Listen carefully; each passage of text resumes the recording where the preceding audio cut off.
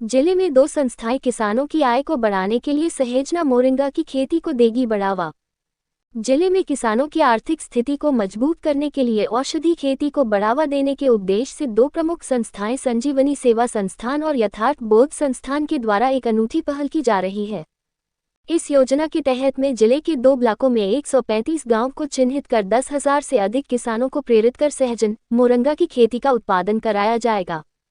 दोनों संस्थाएं इस कार्य को करने के लिए जिले के गांव को चिन्हित कर रही है तथा इसके साथ प्रत्येक ग्राम पंचायत पर गांव कृषि प्रेरक वह महिला सखी की भर्ती निकालकर किसान भाइयों को लाभ दिलाने हेतु आवेदन पत्र लिए जा रहे हैं। कार्मिक का चयन लिखित परीक्षा द्वारा, जो अभ्यर्थी लिखित परीक्षा में पास होगा उसी का चयन संस्थान कार्यकारिणी कमेटी के द्वारा किया जाएगा।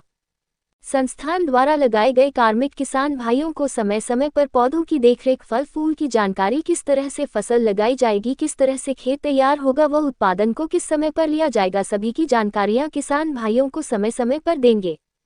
ये फसल किसान भाई साल में 2 बार ले पाएंगे। जो किसान इस फसल की पत्तियों को बेचेंगे वह 1 वर्ष में 2 बार उत्पादन ले पाएंगे। वह जो किसान भाई इसकी फलियों को बेचेंगे वह 1 वर्ष में 1 बार ही उत्पादन ले पाएंगे। दोनों ही तरह से किसान भाइयों की आय में वृद्धि होगी। वह बीच में पड़ी हुई खाली जगह पर किसान भाई अपनी पारंपरिक खेती को कर पाएंगे। संस्थान वरिष्ठ सलाहकार बलराम शर्मा ने बताया कि संस्थान द्वारा कृषि प्रेरक वह महिला सखी की भर्ती निकालकर आवेदन लिए जा रहे हैं तथा जो आवेदनकर्ता लिखित पेपर पास करेगा उसी का चयन कमेटी द्वारा चयन किया जाएगा। और बताया कि इस खेती के द्वारा किसान भाइयों की इनकम के अंदर बढ़ोतरी होगी तथा कम जमीन पर भी वह कम खर्च पर भी किसान भाई अपनी आय को बढ़ा पाएंगे, जिसके लिए संस्थान लगातार किसान भाइयों का पंजीयन कर रही है, वह किसान भाइयों का चयन कर रही है। जिले के अंदर पहली बार इस तरह की औषधि खेती लंबे स्तर पर कराए जाने का प्रावधान संस्थान द्वारा तैयार किया गया है। ये पौधा एक बार लगाने पर 25 साल तक उत्पादन देती है और कम जमीन और कम पानी पर भी किसान भाई इसका अच्छा मुनाफा कमा सकते हैं।